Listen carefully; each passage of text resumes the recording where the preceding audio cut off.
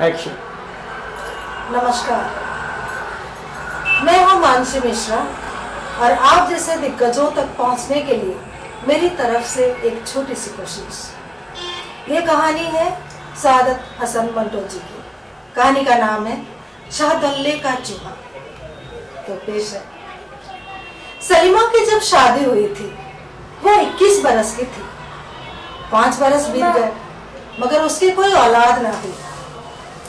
सास और माँ बहुत चिंतित थी। माँ को ज्यादा चिंता थी, इसीलिए कि वो सोचती थी कहीं सलीमा का खाविंद नाजी दूसरी शादी ना कर ले। चुनांचे कई डॉक्टरों से मशवरा किया गया मगर कोई बात पैदा ना हुई। सलीमा खुद बहुत मुतफक्किर थी। उसने अपनी माँ से कई बार मशवरा किया, उनकी हर हिदायतों पर भी अमल की मगर नतीजा सिफर निकला।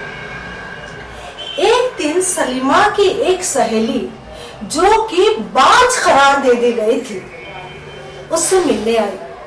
सलीमा को तो तब बड़ी हैरत हुई जब उसने अपनी सहेली की गोद में एक कुलगोतना सा बच्चा देखा। वो फातिमा से कहने लगी, हाँ फातिमा, तुम्हारी गोद में ये बच्चा कैसा? फातिमा सलीमा से 5 साल बड़ी थी। मुस्कुरा कर कहा, ये तो शाहदल्ले साहब की बरकत है सलीमा। दरअसल मुझसे एक औरत ने कहा था कि अगर औलाद चाहती हो तो गुजरात जाकर शाहदल्ले साहब के मजार पर मन्नत मानो और कहो कि हुजूर अगर बच्चा पैदा हुआ तो आपकी खानख्वाह पर चढ़ावे के तौर पर चढ़ा दिया जाएगा। सलीमा को फातिमा ने यह भी बताया कि उस मजार पर मन्नत मांगने से जो बच्चा पैदा होता है उसका सिर छोटा सा होता है और उस छोटे सिर वाले बच्चे को उन खानख्वाह में छोड़ाना पड़ता है। सलीमा को फातिमा की ये बात पसंद नहीं आई और उसे दुख भी हुआ। उसने सोचा, ऐसी कौन सी माँ है जो अपने बच्चे से हमेशा के लिए महरूम होगी? चाहे उसका सर छोटा हो, नाक चप्पी हो, आंखें महंगी हो, माँ अपने बच्चे को धूरे में नहीं फेंक सकती। हाँ, ऐसा तो कोई डाया नहीं कर सकती है, लेकिन उसे औलाद चाहिए थी। उसने अपनी सहेली फातिमा की बात मान गई जो गुजरात की रहने वाली थी जहां शाहदल्ले साहब का मजार था। उसने अपने खाविंद से कहा, सुनिए ना, फातिमा मुझे मजबूर कर रही है कि मैं उसके साथ चली जाऊं। आप इजाजत दे दीजिए ना। मना उसके खाविंद को क्या एतराज हो सकता था। उसने कहा, ठीक है जाओ मगर जल्दी लौट आना। और एक दिन सलीमा अपनी सहेली फातिमा के साथ गुजरात चली गई। शाहदल्ले साहब का मजार जैसे कि उसने सोच रखा था कोई लहदे आतिक इमारत नहीं थी, अच्छी जगह थी जो उसे भी पसंद आई। लेकिन वहां के एक हुजरे में जब वो शाहदल्ले के चूहे देखे जिनकी नाक से रीछ बह रहा था, जिनका दिमाग बिल्कुल माउफ था, तो वो कांप गई। वहां एक हुजरे में उसने एक जवान लड़की देखी जो पूरे शबाब पर थी, लेकिन हरकतें ऐसी कर रही थी कि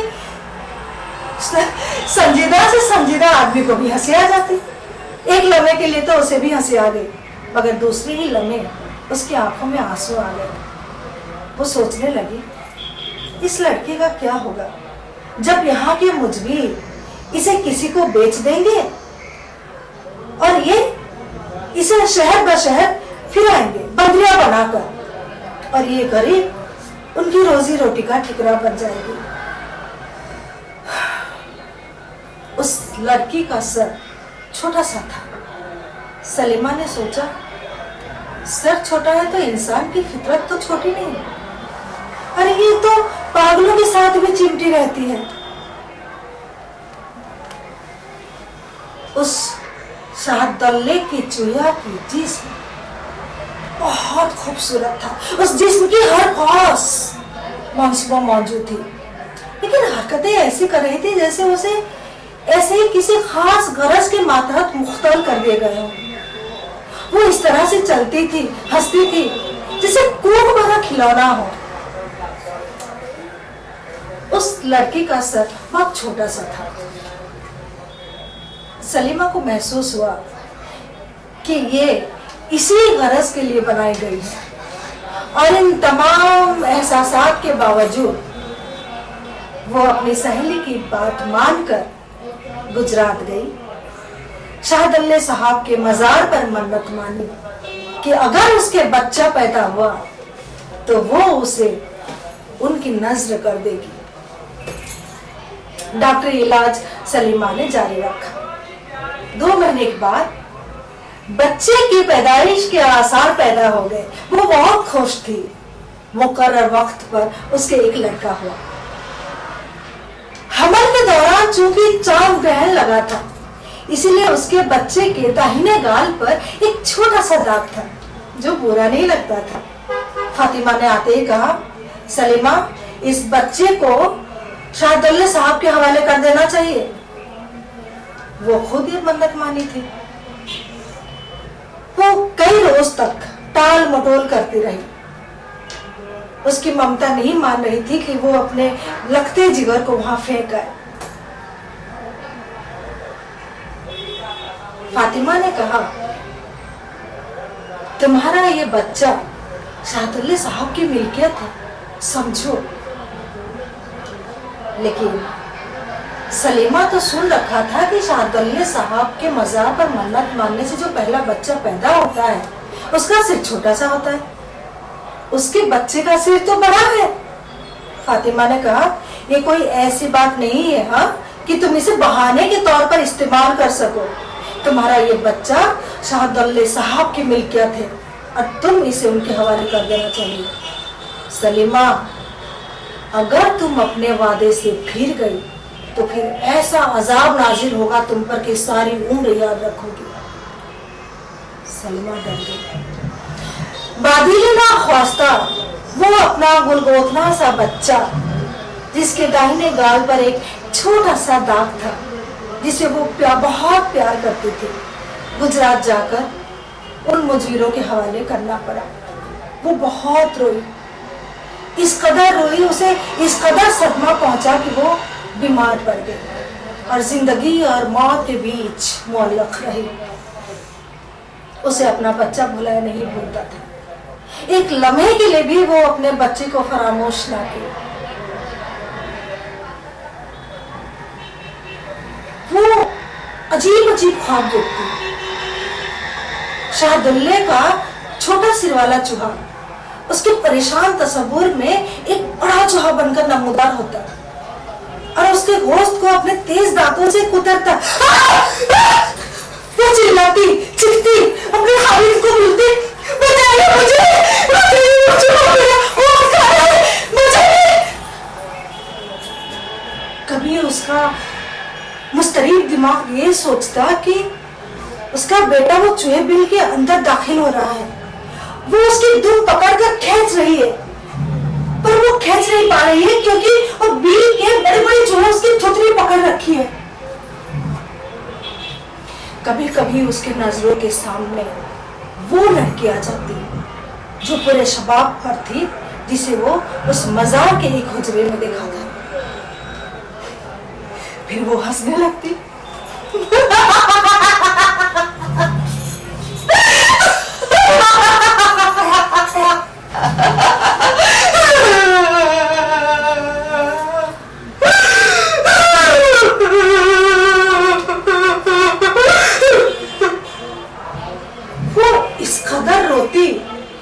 खाबिद को ये समझ में नहीं आता कि वो उसके आंसू कैसे खुश्क करे।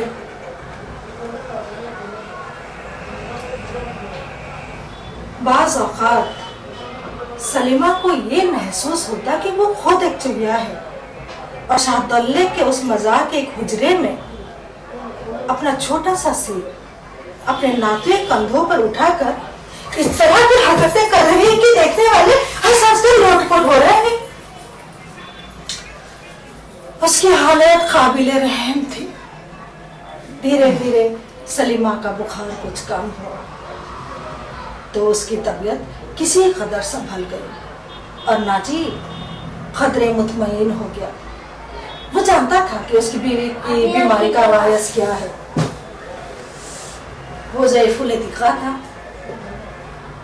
उसको अपने बच्चे को चढ़ावे के तौर पर चढ़ाए जाने का कोई एहसास नहीं था, बल्कि वो तो ये सोचता था कि जो कुछ किया गया वो बिल्कुल सही था। जब सलीमा का तबीयत एकदम सही हो गया, उसके दिलो दिमाग का तूफान बिल्कुल ठंडा पड़ गया, तो नाजीब ने एक दिन सलीमा से कहा, मेरी जान, अब अपने बच्चे को भूल जा, वो सदके का था ना। सलीमा बड़े ही जख्म खुर्दा लहजे में कहा, मैं नहीं मानती, नहीं मानती। मैं सारी उम्र अपनी ममता पर लांघते बचती रहूंगी कि क्यों मैंने इतना बड़ा गुनाह किया, क्यों मैंने अपने लखती जी को धोखा फेंका, क्यों? वो मुझे मेरे बच्चे की माँ तो नहीं बन सकते ना। और एक दिन वो गुजरात जा पहुंची। वहां 7-8 रोज तक रहकर उसने अपने बच्चे के मुतालिक पूछताछ की, मगर कोई अता पता ना मिला। वो मायूस होकर घर वापस आ गई और अपने खाविंद से कहने लगी, अब मैं अपने बच्चे को याद नहीं करूंगी। याद तो वो करती थी, मगर दिल ही दिल में उसके बच्चे के दाहिने गाल का वो छोटा सा धब्बा उसके दिल का दाग बनकर रह गया था। 1 साल बाद उसकी एक लड़की हुई। उस लड़की की शक्ल उसके पहलौठे के शक्ल से बहुत मिलती थी, लेकिन उसके दाहिने गाल पर कोई तिल नहीं था, कोई दाग नहीं था। वो उसका नाम मुजीबा रखे, क्योंकि वो अपने बच्चे का नाम मुजीब रखना चाहती थी। मुजीबा जब 2 महीने की हुई, उसने उसे गोद में उठाया और सुरमे दानी से सुरमा लेकर अपने बच्चे के दाहिने गाल पर एक बड़ा सा तिल बनाया। फिर उसे देर तक ताकती रही और अपने बच्चे को याद करती रही। जब उसके आंसू बच्चे के गाल पर गिरे तो वो झट से अपने आंसू पोंछ लिए, हंसने लगी। वो अपना सदमा भूलने की कोशिश कर रही थी। इसके बाद उसके 2 लड़के हुए। उसका खाविंद नजीब बहुत खुश था। कई दिन बीत गए। एक बार फिर सलीमा को उसकी एक सहेली की शादी के सिलसिले में गुजरात जाना पड़ा, तो एक बार फिर वो अपने बच्चे के मुतालिक पूछताछ की, मगर नाकाम रही। उसने सोचा शायद मर गया हो। उसने जुमेरात को फातिहा ख्वानी बड़े एहतिमाम से फातिहा ख्वानी करवाई। आस पड़ोस की औरतें हैरान थी कि ये किस मर्द के सिलसिले में इतना तकल्लुफ किया जा रहा है। बाज ने सलीमा से पूछा भी, मगर सलीमा ने कोई जवाब ना दिया। उस शाम सलीमा अपनी 10 साल की बेटी मुजीबा का हाथ पकड़ा और अंदर कमरे में ले गई। उसके दाहिने गाल पर एक छोटा सा तिल बनाया और उसे देर तक चुमती रही, क्योंकि वो मुजीबा को अपना गुमशुदा बेटा मुजीब समझती थी। अब उसने अपने पहले लड़के के मुतालिक सोचना छोड़ दिया था, इसलिए कि वो फातिहा ख्वानी कराने के बाद उसके दिल का बोझ हल्का हो चुका था। वो उसकी कब्र अपने तसव्वुर ही में बना ली थी और तसव्वुर ही में उस पर फूल भी चढ़ाया करती थी। उसके 3 बच्चे स्कूल में पढ़ रहे थे। तीनों को वो तैयार करती, उनके लिए नाश्ता बनाती, संवारती, और जब वो स्कूल चले जाते एक लम्हे के लिए उसे अपने लड़के का याद आ जाता। फिर वो सोचती फातिहा ख्वानी करा चुकी है और उसके दिल का बोझ हल्का हो चुका है, लेकिन फिर भी वो कभी कभी महसूस करती कि उसके बच्चे के दाहिने गाल का वो छोटा सा दाग अब भी उसके दिमाग में मौजूद है। एक दिन उसके तीनों बच्चे भागे भागे आए और कहने लगे, अम्मी अम्मी हमें तमाशा देखना है। वो बड़ी शफकत से पूछा, कैसा तमाशा? तो उसकी बड़ी बेटी मुजीबा ने कहा, अम्मी जान, एक ना आदमी आया है, वो तमाशा दिखाता है। तो सलीमा ने कहा, ठीक है ठीक है ठीक है, जा, मगर उस आदमी अंदर ना आने पाए, बाहर ही तमाशा करे। तीनों बच्चे खुशी खुशी भागे भागे गए, उस आदमी को बुला लाए और तमाशा करते रहे। जब तमाशा खत्म हो गए, मुजीबा अंदर आई कि उसकी अम्मी से पैसे ले। सलीमा ने पर्स से एक चवन्नी निकाली और बाहर बरामदे की तरफ बढ़ी कि देखा उस शाहदल्ले का चूहा बड़ी अजीब तरीके से सिर हिला रहा है। तो उसे हंसी आ गई। जब वो चवन्नी उस चूहे के हाथ में देनी चाहिए तो उसका हाथ एकदम से पीछे हट गया, जैसे कि बिजली का करंट लग गया हो। उस बच्चे के दाहिने गाल पर एक छोटा सा दाग था। वो बड़े गौर से उस बच्चे की तरफ देखती रही। उस बच्चे के नाक से रीठ बह रहा था। मुजीबा जो पास खड़ी थी, उसकी 10 साल की बेटी कहने लगी, अम्मी अम्मी अम्मी, वो ये चूहे की शक्ल से मेरी शक्ल क्यों मिलती है? क्या मैं भी चूहिया हूँ? सलीमा उस शाहदल्ले के चूहे का हाथ पकड़ा और अंदर ले गई, दरवाजा बंद कर दिया। उसको बहुत प्यार किया, उसे इतना चूमा जैसे कि कई साल से इसके लिए तरस रही थी।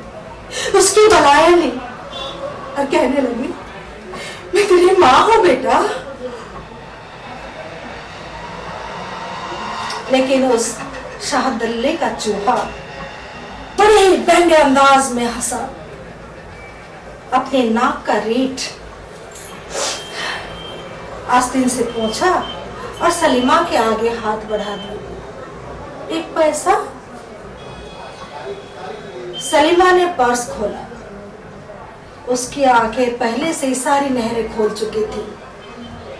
सलीमा ने 100 का नोट निकाला और बाहर जाकर उस आदमी को देनी चाहिए जो उसके बच्चे को तमाशा बनाए हुए था।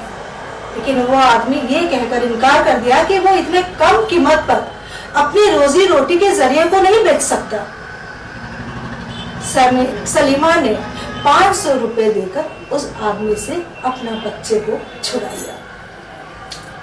रकम अदा कर जब वो अंदर आई तो देखा मुजीब गायब है।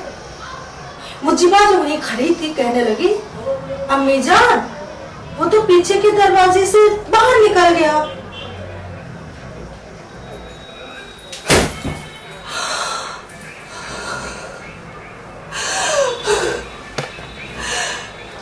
वापस आ जा बेटा, वापस आ जा बेटा, वापस आ जा बेटा, वापस आ जा। तेरी अम्मी तुझे बुला रही है बेटा, वापस आ जा, वापस आ जा बेटा, वापस आ जा।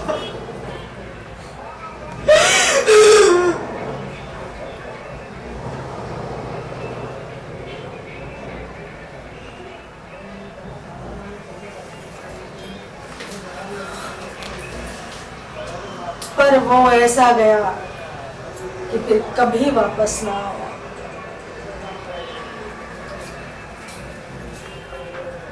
धन्यवाद। बेस्ट।